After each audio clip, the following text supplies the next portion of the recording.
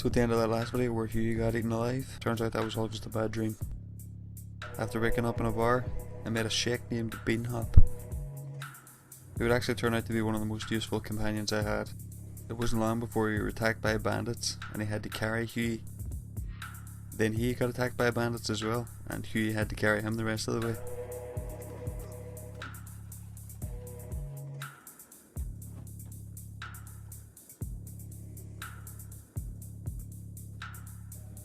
Then we had to get through the acid rain.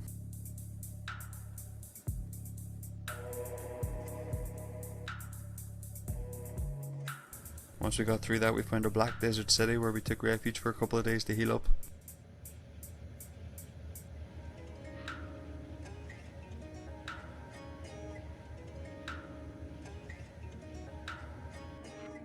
There was also a lot of high value items around, so we grabbed a few of those before we left, just to make our journey worthwhile.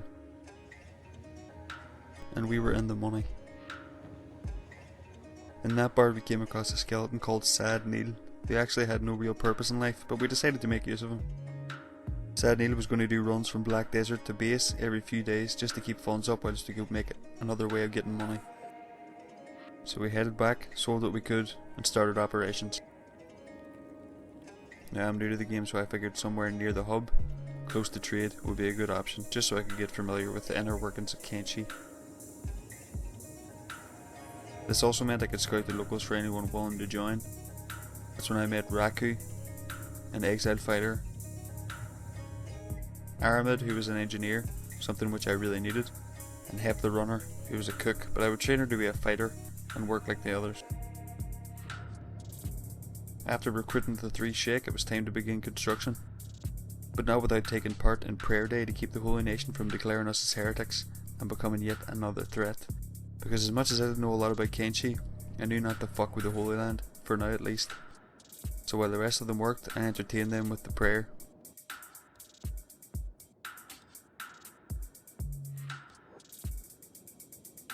And all was well. Up until the group of dust bandits arrived looking for 2,000 credits. Figuring the Lord might even be on my side, I headed out to try and reason with them. But they just began swinging.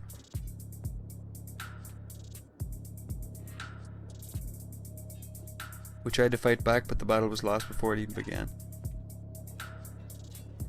Bean Hop tried his best to avoid being captured and managed to get away.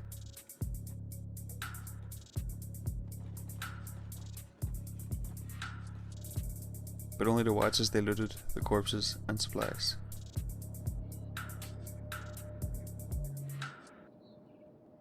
Or at least that's what happened in the nightmare. When I woke up, I got everyone to safety just in case, while Huey and Aramid continued to work on the base.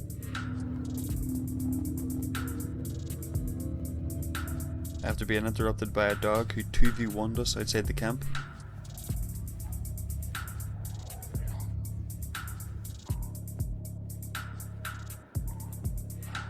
It was a close fight though.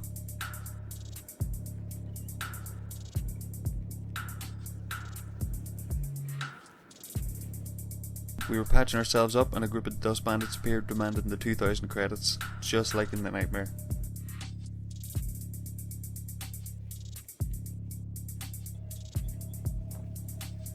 We were in no state to refuse and paid them the money and continued to build.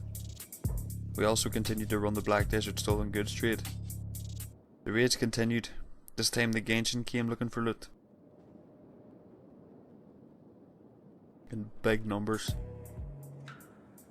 They immediately went for our tech bench. And I will say this, the Genshin fight with honor. I can't say the same for Aramid though. He locked them in the first chance they get, although they weren't too fussed. I went and gathered the boys and we went down to see what damage we could do. Turns out none. Eventually they left with all our food. Having the Black Desert connection meant we could gather decent coin over the span of a few days, so the plans continued.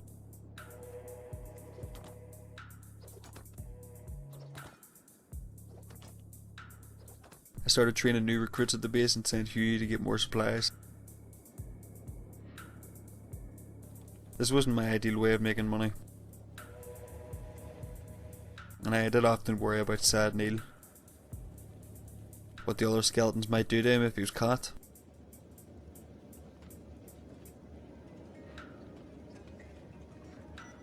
But he was good at his job, and it would have to do for now. Besides, those are all just nightmares.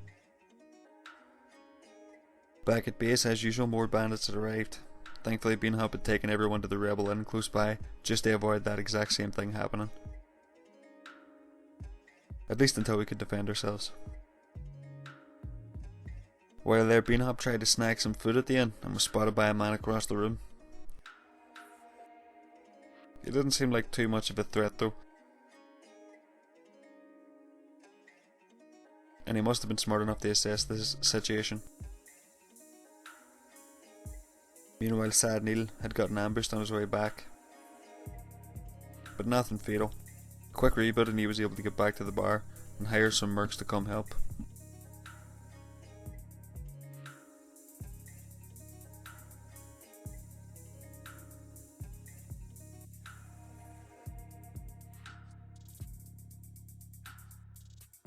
It was good to win a raid for once. Taking advantage of the fact that we had some mercs, we gathered some food and continued to work.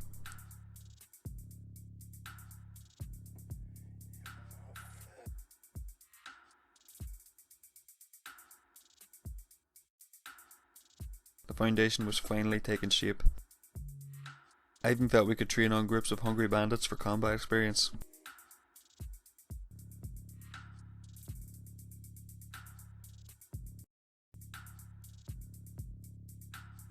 Although sometimes at near great cost.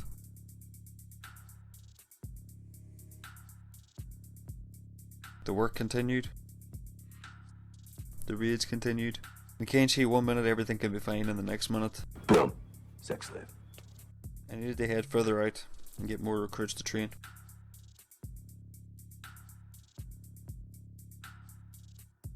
But if I left, more Genshin might arrive. And our guys just weren't ready. What if everyone died? Just because we were split up? What if Beatenhop died?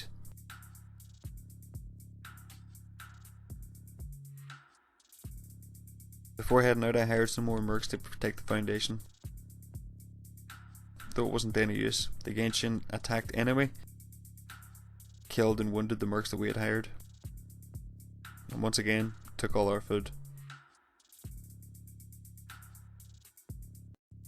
Once everyone was patched up and taken to safety at the rebel inn, Hugh struggled to get the rest of the base up.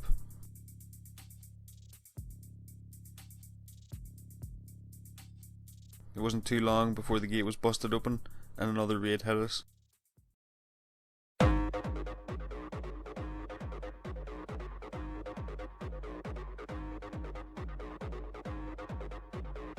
We realised we needed to upgrade. The raids were getting relentless, it seemed at least once a day. Sometimes we had to hide around our own town, just to try and turn the tide in our favour. Nothing was working.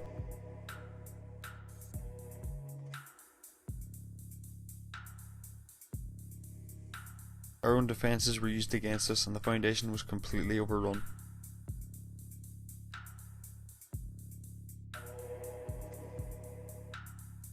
While hiring some more mercs in the city, Huey met Gnarly Charlie, who would become our contact there, just to recruit any travellers that might want to join. We began to slowly take back the base when a group of dust bandits decided to show up once again.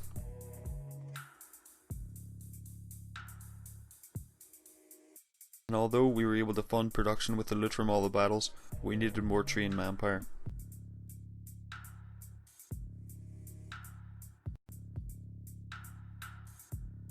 So we hired a gunner named Wogan. We also continued to run our Black Desert goods.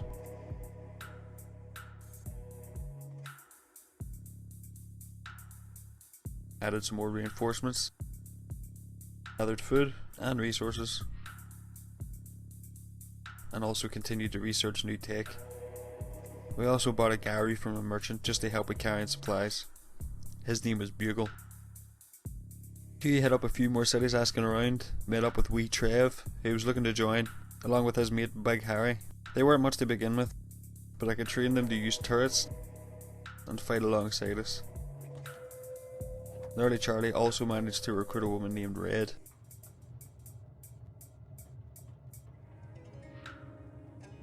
And another sheik by the name of Kang. The team was coming together. Huey's heroes were taking form. A bit more training and a few more soldiers and we could begin to take revenge on all the clans that kept us down. Claim more land throughout the world of Kenshi by force, which we will. If they all don't starve first, because sweet fuck, these guys can eat.